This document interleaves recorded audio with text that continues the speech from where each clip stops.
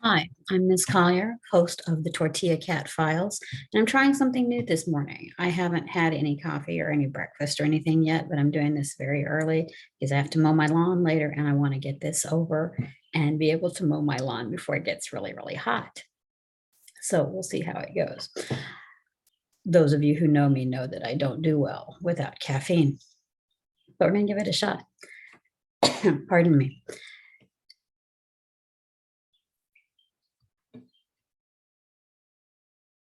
Our subject today is one of the truly great mysteries of United States history and English history as well, dealing with the lost colony of Roanoke.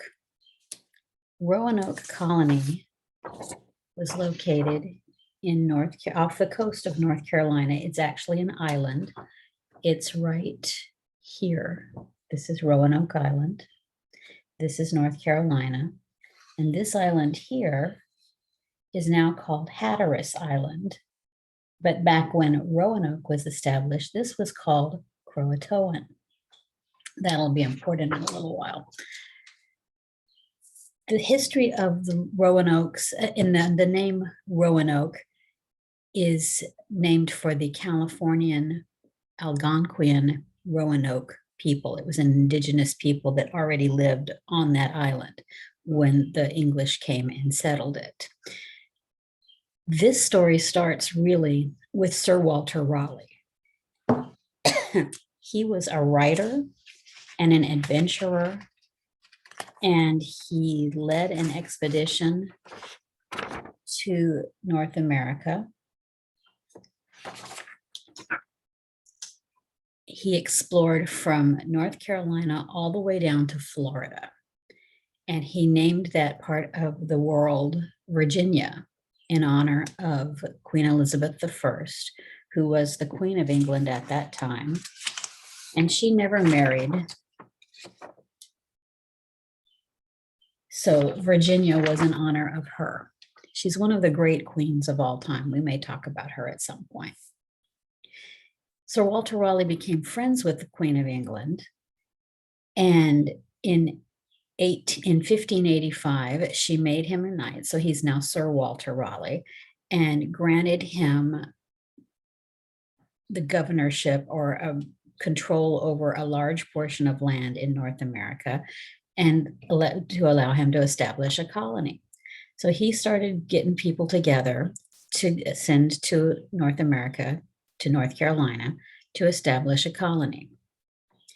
He ended up sending in 1585 a group of people to kind of scope out the countryside and choose a place to be. They chose the island of Roanoke. They weren't doing really well there, so in 1586, a ship came back and picked them up and took them back to England. So it was sort of a beginning attempt that didn't go really well. So Sir Walter Raleigh regrouped in 1587. He sent a new group of colonists. There were 90 men, 17 women, and 11 children in this group. They landed on Roanoke in July of 1587. Their leader was a man named John White. He was an artist and a cartographer, which, as we remember, means that he made maps. So he was in charge of the colony. They landed in 1587 in July. They started building a settlement, houses to get through the winter, because it's already July, winter's coming. And North Carolina we're located in Texas, for anybody that doesn't know that. And North Carolina is quite a bit north of Texas. It gets colder there than it does here. On the coast where it's located, it may not snow very much, but it will be colder than what we are used to here in Texas. So they started to build shelter. They need to get some crops and stuff laid up for the winter. They hopefully brought enough with them to get through that first winter, because they're not going to have time to grow a lot of stuff, really. And think about this. This is, we think of North Carolina, we think of Texas, we think of the beach as a cool place, and there's all these places where you can go and shop. There's malls, there's everything. None of that exists at this point.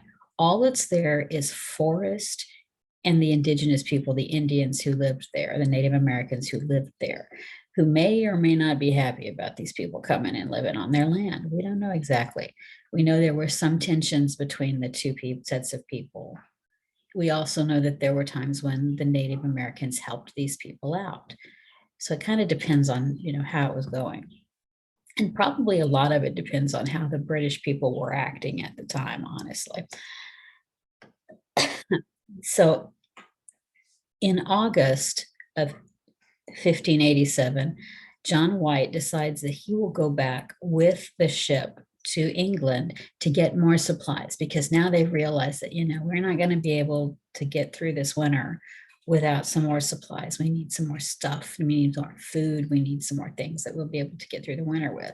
So he went back, and he was supposed to be back in a couple of months with the supplies, and they'd be ready for the winter and they would all be fine. It didn't go like that.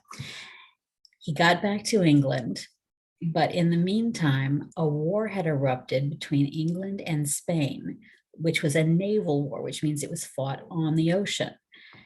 And Spain had what they called the Armada, which was this huge navy with lots and lots of ships. And England at this point was not the great naval power that it became. So Queen Elizabeth kind of impounded all of the available ships and took them over for the government so that they could use all of these ships, all of the ships, to fight the Spanish, because the Spanish were planning on invading England. And Queen Elizabeth didn't really want that to happen. You can kind of see why she might not be real thrilled with that. So all of the ships were taken, and there was not any ships that Sir John White could get to take him back to America. So he's stuck in England. In 1588, the Spanish Armada left Spain and started towards England, this huge, vast number of ships. At one point, the historians report that the line of ships stretched out for 7 miles. From the first ship to the last ship. I don't know how close together they were, but this is a huge amount of ships. 7 miles. That's a lot of ships. And these were not, aircraft carriers. These were wooden ships. Pardon me. So the British began attacking the Armada by setting older ships on fire and letting them go and sailing them into the line of Spanish ships, which caused them to kind of freak out. Because remember, these are wooden ships.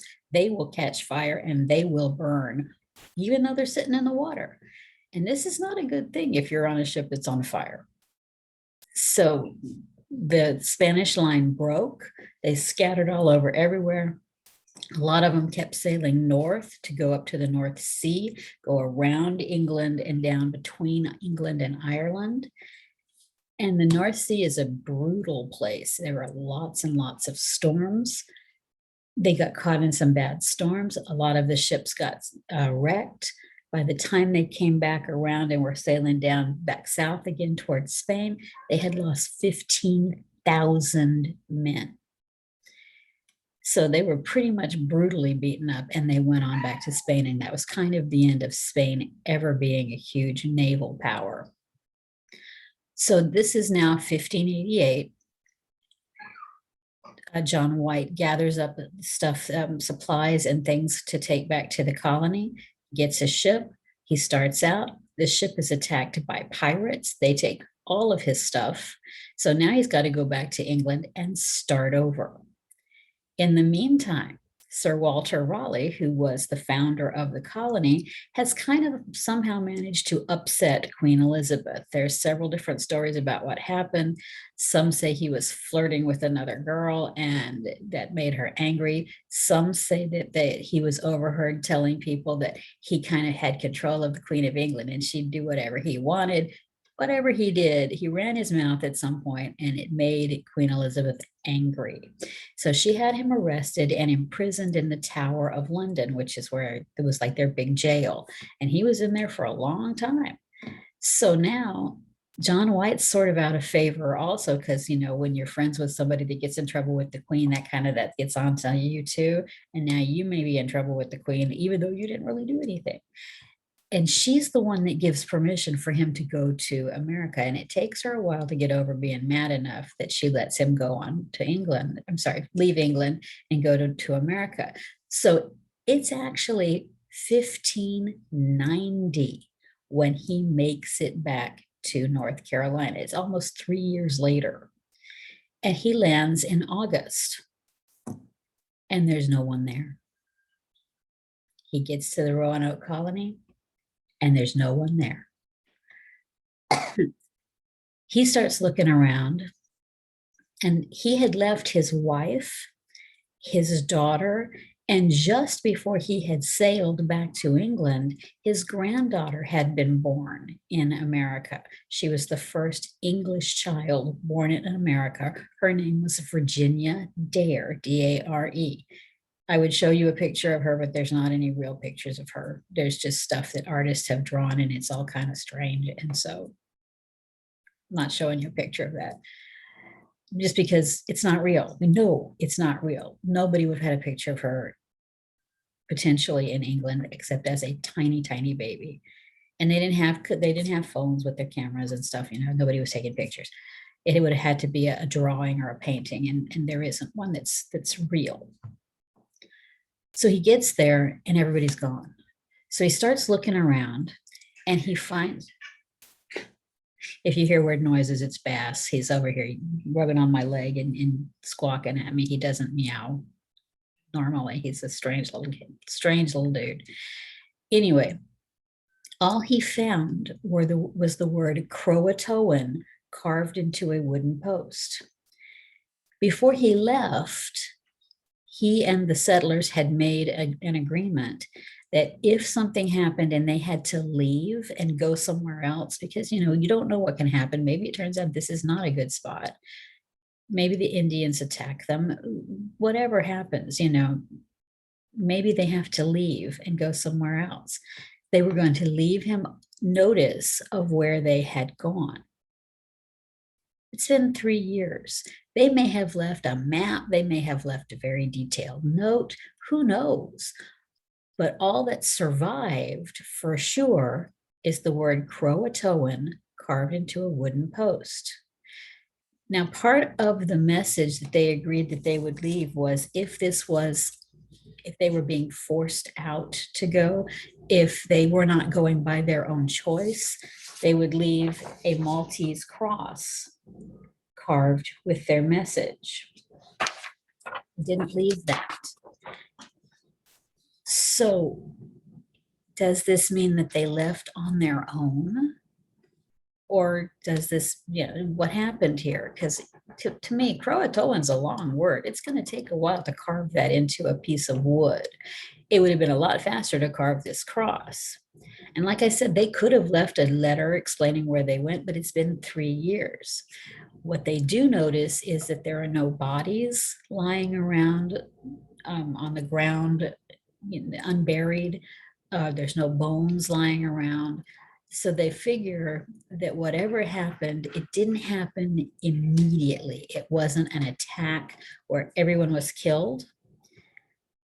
But that's about as far as they got, because very shortly after they arrived and found this information, a huge storm came up and it hit the coast where they were.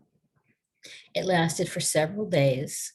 And from the way it's described, they don't call it a hurricane, but from the way it's described, it sounds like it had to have been a hurricane or something tropical in nature, because it's August. So we know that's in hurricane season. We know that this is in the Atlantic Ocean.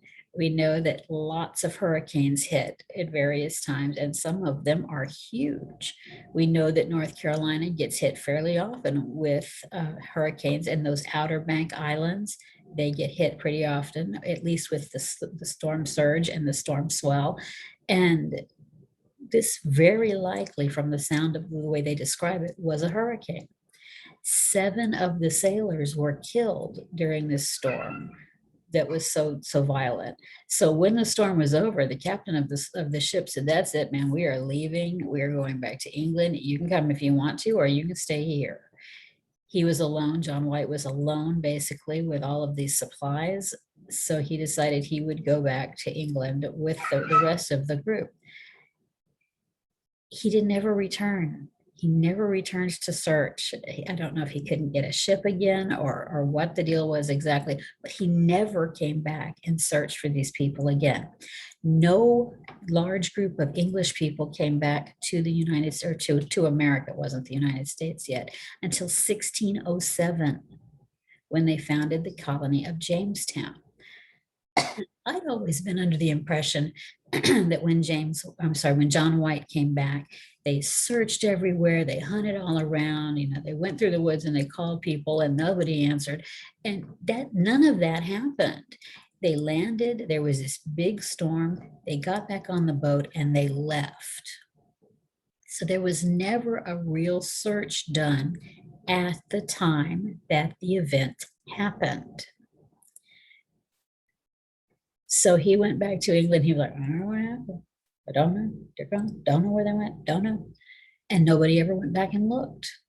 People didn't start looking for hundreds of years. People are looking all over now. And there are lots of different theories about what happened. The first theory is that perhaps they were, excuse me just a minute.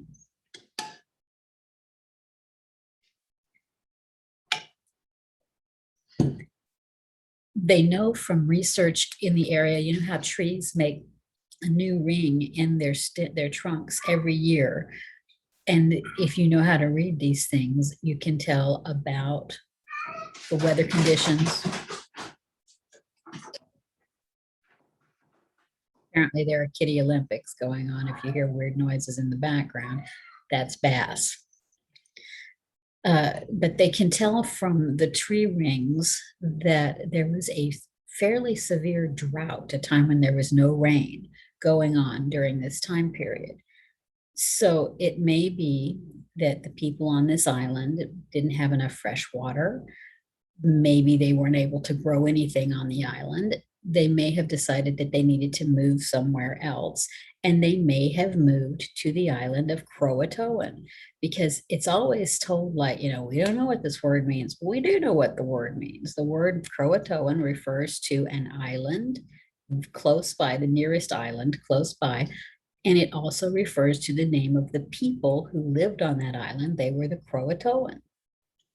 Maybe they went over there and lived with them. Nobody ever went and checked right then. Maybe they were struck by a disease and a lot of them died. If you think back to what you know about the Jamestown colony, or I'm sorry, the Plymouth colony with the Pilgrims, you know that a lot of those people died. Over half of them died the first winter.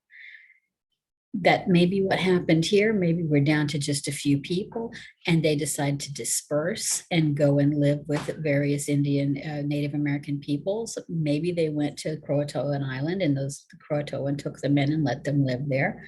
We don't know exactly. Another theory is that perhaps there was an attack by the Native American people. We know that the British settlers didn't always play nicely with the Native American people and they didn't play well with each other. That could be what happened. That seems less likely unless the attack didn't kill everyone at the beginning of the attack and there were people left over and they took time to bury the people that had been killed and then go somewhere else. That's possible. It's also possible, and I hadn't heard this theory before, but it's also possible that a ship came to their colony and they got on board this ship to go back to England and the ship sank. There was no radio. If the ship had gotten blown off course by a storm, it may not have even been an English ship. It may have been a Dutch ship or a French ship. We know that they were both in the area at the time. Well, we know for sure that the French were in the area at the time. The Dutch were kind of going wherever they wanted. but it's possible that it was a ship. It may have been an English ship. It may not have been an English ship. It showed up there and they all got on here, and the ship got hit by a storm at sea and sank. And so there's no record of it. Ships would go out from England and they'd never come back, and nobody ever knew exactly what happened. They figured it somewhere along the way they got sunk in a storm, but they never knew exactly what happened. So that's also a possibility. They've begun doing things. There are archaeologists that study these ancient civilizations and dig things up and look for clues about what happened. They have found lots of clues on Croatoan Island, which, as we said, it was now Hatteras Island. They found European type artifacts from the correct time period that shouldn't really be there, because there wasn't a settlement on Croatoan unless the Roanoke people moved there. There is a theory that maybe the people from Roanoke had built a secret base, a secret fort, because on the map that John White made, remember he was a cartographer, a map maker, there was some kind of a patch glued on top of part of the map. And when they took that off or x-rayed under it, they found a big X. So this Maltese cross figure on it that they think maybe meant this was the meeting spot if they were supposed to bug out and go somewhere else. So people are looking into that area and seeing if they can find something there. Even they've gone so far as in 2007, they began a project where they would do DNA testing of the indigenous people, the descendants of the indigenous peoples in the area at that time, to see if they had European DNA mixed in, because if these European people, the English people, moved in with this group of Native Americans, sooner or later they were going to start intermarrying and having children. And so the DNA is going to reflect that. All in all, though, it's one of those situations where it's a mystery and we don't know exactly what happened. They are still looking for information, but nobody knows where they went exactly. So what do you think? What do you think is the best sounding theory? Tell me in the comments. Also, if you have anything that you want me to talk about at some point, give me a list. I tell you, I have a list that my fifth graders gave me just before I retired. It's about 3 pages long. So it may be not the very next thing I get to, but I will get to it eventually. In the meantime, do reading. Enjoy your summer, if this is still summer for you, and let me know what you think. Thank you for watching. I'll see you next time.